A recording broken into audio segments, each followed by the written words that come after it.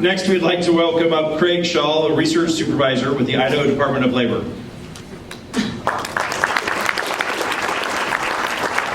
Good morning and thank you.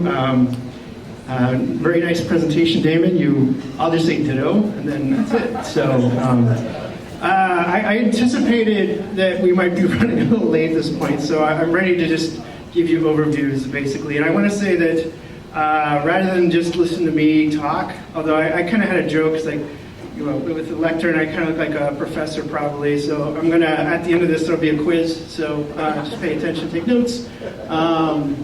Anyway, so I would say that, you know, that as we get my PowerPoint pulled up, that's the one, yes.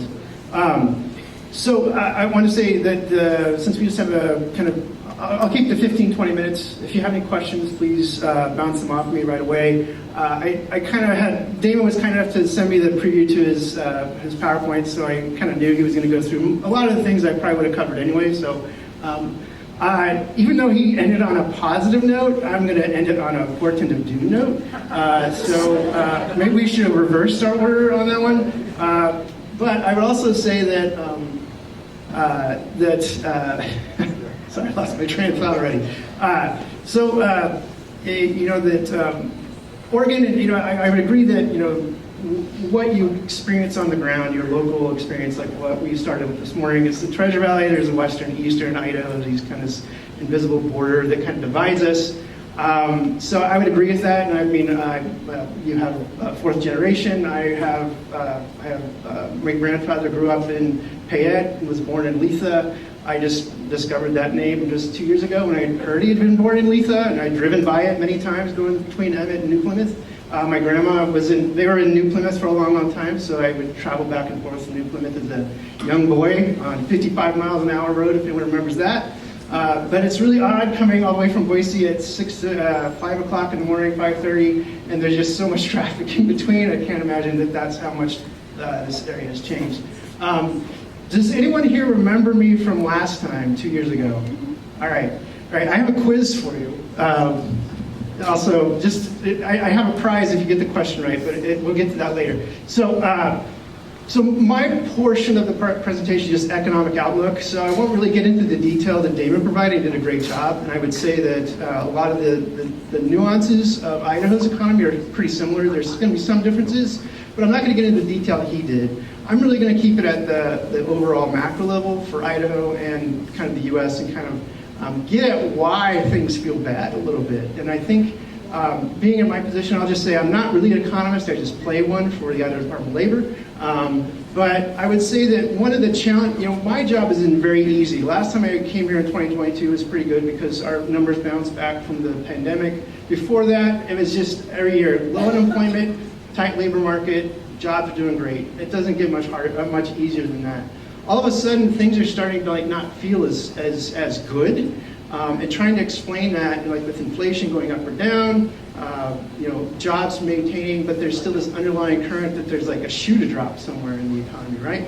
And we just gone through the pandemic, so part of that's that. But anyway, so going forward, what I present to the legislature in terms of what we look like outlook, we just kind of provide our own little projection of the unemployment rate.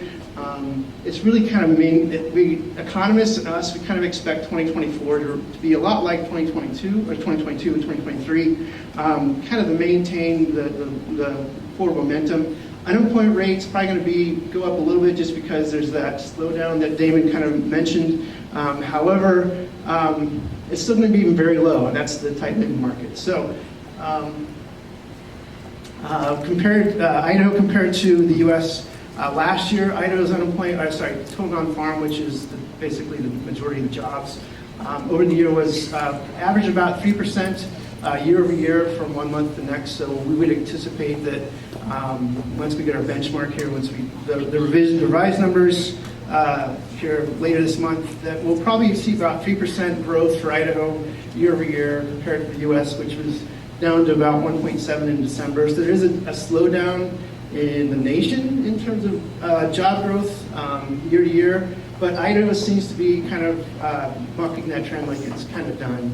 With the benchmark, like I mentioned, it might go down a little bit, but I would expect that we're probably going to still be around 3%, 2.5%. And this is kind of consistent for what Idaho's done in the last decade, since 2015. Sorry, I always get a little nervous at the start. It's basically because I have so much to talk about and I don't know how to organize it, but it's like, I don't know if anyone saw the cutting edge. It's like, give me 5 minutes, I'll be fine. All right, so, oh, that's the wrong button there. All right, so you kind of saw this graph with Damon. He had a kind of divided by different regions for Oregon. I'm just doing states, and unfortunately, even though we're talking about borders and stuff, our labor market is divided by states, and so it's kind of the easiest way to kind of provide that information. Idaho, since the pandemic, we were the least affected state by pandemic in terms of job loss. We quickly recovered, and we've been basically trading places with Utah in terms of the most percentage growth of jobs since the pre-pandemic peak, which they moved it with some of the revisions they had. It's actually technically, I think, January now, but it was February for the longest time, so I'm stubbornly keeping into that. So if you're saying, hey, it's January, no, I'm just kind of being stubborn with my data. But in terms of the surrounding states, Idaho, Utah have been trading places between first and second. Nevada was the most affected state because of its tourism during the pandemic, but it certainly had a rebound and is actually third right now in terms of total non-farm jobs. And then you kind of saw this graph a little with Damon. This is our expression of how, we call it a labor force tightness. It's something that Idaho's been dealing with. I would just, for those of you who are employers, is it challenging to find workers? Challenging to keep workers? Yeah. I'm seeing a lot of shaking. Yes, okay. That's what we've been experiencing for the last 10 years, and we're expecting that to continue. During that kind of hangover period that Damon talked about, our job, the ratio of open jobs to unemployed people was up to 3 for Idaho. It's down to 1.1, which, like Damon said, is back to our pre-pandemic level, which was still very difficult for employers in Idaho to find workers. So you're probably, in terms of economic outlook, is that going to change? All right, this is the test. For those that were here 2 years ago, does anyone remember who this guy was? No? All right. This is where I go into portent to doom. But it's what this is Reverend Thomas Malthus. If you remember, he's the guy back in the 17th, 18th century. He predicted that he was basically looking at population growth, run that again. Population growth for the English countryside, England, and noticing that it was growing exponentially, but the production of food was growing arithmetically, which basically means, as you square, like a family of 4 is multiplied by 4, multiplied by 4, multiplied by 16, 32. That's exponential. Multiplication is 4 times 2 times 2 times 2. That's just arithmetic. So there's going to be a difference at some point where the resource production is going not to keep up with the population. And he was predicting that right there was going to be a catastrophe moment. Catastrophe moment where there would be unemployment, there'd be starvation, those types of things. And this is in 1790s, early 1800s. Does anyone remember that if there was a great UK English famine in the 18th, 19th century? There wasn't one. So he was wrong. And the reason he was wrong is because he just basically was estimating something in terms of this arithmetic food production. He wasn't anticipating technological progress. And at the time, to his credit, how would you? But since then, we've had difference in farm technology, agriculture methods that basically kind of changed that. So there really wasn't in addition, I would say Britain had a huge empire that they could pull resources from, but there wasn't this catastrophe that Malthus was anticipating. So I would just say as we're going forward, what I'm going to kind of give you a glimpse in terms of what the data and some of the estimates are going to provide. Malthus is kind of like the harbinger a little bit. It's like take it with a grain of salt because we're looking at kind of long-term figures, and it might be that things change, but at the same time, from our standpoint and from what the data shows, that basically the labor force challenge that the U.S. is facing in Idaho and eastern Eastern Oregon, it's going to remain consistent for the foreseeable future. And when I say foreseeable future, long after I've retired, I'm probably dead.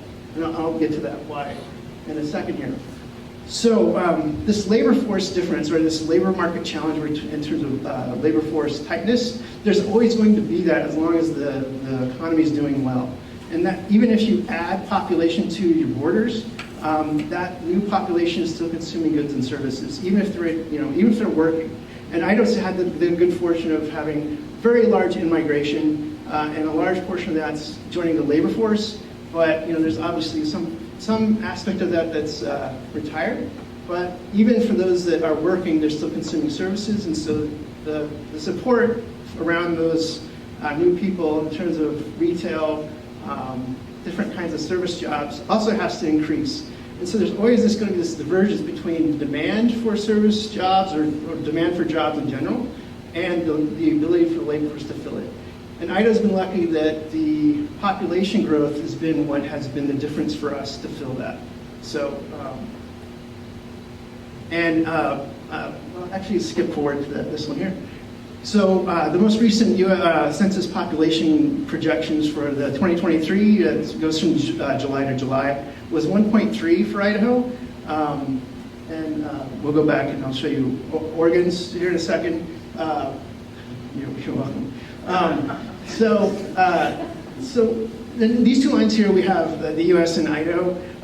If you notice, the U.S. population growth is at 0.5, so we've kind of been struggling at kind of very low, I shouldn't say struggling, but the demographics of the U.S., the population has been growing very slowly. Before 0.5 is 0.4, but Idaho has been lucky. Last year was 1.3, which was down from 1.8 the year before, which was down from 2.9, 3.4 during the pandemic. So during the pandemic, when everyone was displacing, a lot of them decided to move to Idaho. Our population growth skyrocketed along with our housing prices. But I would say that without immigration, and I'll get to a slide here with that in a second, Idaho's population growth would be matching the U.S.'s. So just in terms of births over deaths, we'd be at 0.5. And honestly, the job growth numbers I showed you before, without that immigration, we would probably be seeing lower, assuredly we'd be seeing lower job growth. Going back, I didn't produce this just for you, Damon, just so you know. This is something I do for the legislature each year, just to provide who the top states are, how Idaho ranks in that, and then the surrounding states. So Oregon, and to be fair, California had a larger percentage growth or decline, but and a 0.1% decline in population is basically no change. So I would say it's a decline. But although I would say that I have a team of labor economists from around the state, all the way up Post Falls, Coeur d'Alene, and all the way over to Idaho Falls and Pocatello. And one of the things that we're kind of hearing more of is even though Idaho's population is increasing, our housing costs are kind of skyrocketing. It's actually pushing out long-time residents and forcing them to go find other places where the housing is more affordable. So there's kind of this displacement that's kind of happening as we're seeing this play out. Any questions? My other joke was, I always have this joke where my talks are always in the morning like this or right after lunch, so my challenge is to keep people from falling asleep. It's the first time I've had to come on after another economist with no more graphs, so I don't think I'm doing a good job at that. All right, so post-pandemic labor force. This is from Sam Wolkenhauer up north. This is for the nation, but you can apply it to basically Idaho or any state. Post-pandemic labor force, like David was kind of referring to, is that during the pandemic, everything kind of dropped off, nothing was moving. We've slowly come back up to that, and it's been growing again. So the nation's actually been seeing an increase in labor force, but most of that is due to in-migration. Again, immigration is what's kind of pulling that up. Without it, that 0.5 population increase, and obviously that's 0.5 is for 18 years from now, or 16 before they get counted in the workforce. But it's without that, the U.S. labor force growth would probably be kind of stale, to be honest. One thing that you might, does anyone here like pay attention to economic news that comes out? And then you might have seen some headlines about productivity going down, and so it's like a big alarm because no one's working, like those the blurbs that Damon had in terms of there's no one wants to work anymore, which is kind of interesting. Although I really do think we have a worker shortage now, I think things are a little bit different. But the productivity has been going back up. And really what was causing that decline, if anyone notices that there's this huge uptick during the pandemic, which seems counterintuitive. Anyone care to guess why there's that huge increase in 2020 when everyone was kind of laid off? Someone raise their hand. Go ahead. Essential workers? Essential workers, right. So in other words, only those people that were working and employed were counted as working at that point and productive. So so basically the entire service sector, as it was out of the labor market and because of the pandemic, they weren't really being counted in this. And so it's kind of a false increase. So it's just in terms of the percentage of people employed, what they're doing went up because a lot of the population wasn't even being considered at that point. As those service sectors have come back, that's where you see that decline happen. So it wasn't necessarily that productivity is falling because people are being more lazy. It's just that the leisure and the hospitality restaurant where you're adding more people to that denominator and that calculation are starting to affect it and pulling it down. So that's why it's come down, but it's since come back up. So if you remember Malthus, he was talking about productivity, and people, that productivity going up with fewer people is a good thing. So I think I skipped past the participation rate, which one of the challenges and why we have a tight labor market is there's just a lot more people that are retired than we used to have.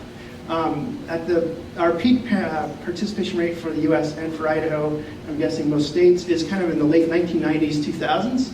And that's when all the baby boomers were before they hit retirement age. We had a huge increase as women were joining the labor force, and then that kind of reached that peak point. And then as the baby boomers started to retire, they started to, that participation rate started to fall. Right now, Idaho's at 62.5, kind of in line with the US, and both are kind of at its lowest point since the early 1970s. But most of that is due to retirees. It's not people that are unemployed, not looking for work, or it's not people, they're just kind of on the dole, so to say. These are people that have retired and earned their twilight years, leisure type of thing. So. In addition, there is an increase of younger cohort going to school longer, so there's kind of this squeeze a little bit at both ends, but that's not as much as the retirees. So this is the portent of doom bit. So, and this is why I'm saying, remember Malthus and what I was saying before, in terms of when you have these long-term economic projections, there's a lot of things that can happen in the middle. So one of the reasons that we're also having a demographic crunch and the population growth is kind of really at its lower level than it has been historically, is that the replacement rate for women fertility is below the replacement threshold to keep the population at a level, to keep it static, basically. And the demographers, economists have figured out 2.1% fertility, or 2.1 fertility is basically the rate you need to keep that population static. Anything below that, and you're looking at a long-term population decline. Anything above, you're looking at an increase. So we've been below that for quite some time. And so the idea, and this is the US, but if you look at global fertility rates over the last few decades, this is a long-term thing that the globe is facing. And when I say facing, it's a challenge, and it's not something that, I put this up there realizing that on a simple solution is like, well, we just need to increase fertility rates. Well, that's not really what I'm saying either. I just want to be clear about that. Because, I would say for some of these countries that have tried, to do that, you basically have to do one of two things. Two things and do both of them. You have to increase payments to families for them to have children, and women specifically. But you also have to anticipate that women are going to have to be out of the labor force. And frankly, globally, that's not the choice that people are making, and that puts us kind of turns the clock back to something that I don't think is ethically sound to do. But really, what this is pointing at is going forward. For those of us that like I'm going to be looking at, if I'm lucky, a retirement into the 2040s and 50s. The service sector that's going to be supporting that is going to be getting smaller and smaller in terms of the proportion of the population. So this labor market tightness is going to be something that's around for a long time. And in fact, globally, population by some, there's a couple estimates out there, and most long-term range forecasts agree that mid-century, 21st century, the globe starts to see a population decline around 2050. So in different countries at different points in that. So I would say that the U.S., even though we are at a lower replacement rate and our population growth is lower, we still have an advantage globally in that our immigration is still an attraction for, we basically would win if it was a race to get the working age population globally, we would certainly be ahead in that game. So a lot of other countries that are looking at the decline, I would point out to China, to 1.2, that attraction for foreign labor force or immigration would be a little bit more challenging. So, yeah, so this is not going away anytime soon, so that's really kind of my end point. Sorry about that. I knew I was going to be kind of just winging this here at the end, so are there any questions? I would say happy Leap Day, by the way. Anyway, I had some kind of fun facts about that, but I see we're kind of over time, so I'll just stop there and ask if anyone has any questions. All right, well, thank you for the invite. Thank you, Craig, and we appreciate you taking the time out and traveling such a far distance. Port Damon was the local guy and got the quick commute, but we appreciate you taking the time to cross the border this morning and come out and spend some time with us.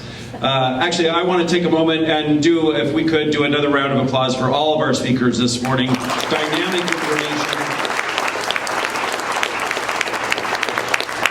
And we certainly appreciate you taking the time out of your day to come out and spend it with us here in the Treasure Valley and here at TVCC.